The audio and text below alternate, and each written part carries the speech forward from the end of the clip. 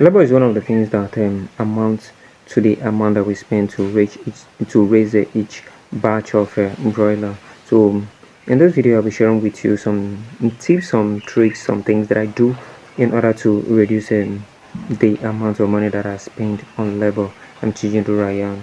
Welcome to my channel. Previously, I used to call carpenters to do most of the carpentry works, and so after each batch, I realized that I make very little amount of money. So I decided to do some of the carpentry works, as in some of the maintenance by myself.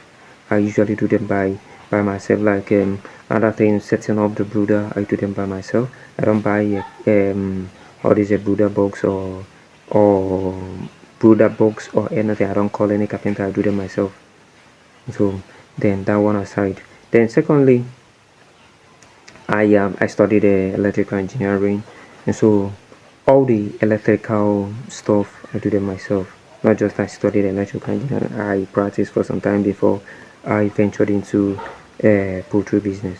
And so I do all the electrical works myself. So because of that, it reduced the amount that I should have been paying to some electricians. Then another thing is if there are works that I can't do by myself, I call my wife to help me. So my wife usually help me in doing some of the works. If I am too busy or I'm not around, she will help me to do one or two things. But if you have the money and your farm is very big, you can employ workers. I'm not against employing workers, but make sure that the workers you are employing is equivalent to the amount of work that they do. Not a pen that should be managed by one person. You employ 3 people. No, it's not okay. It's not wise that way.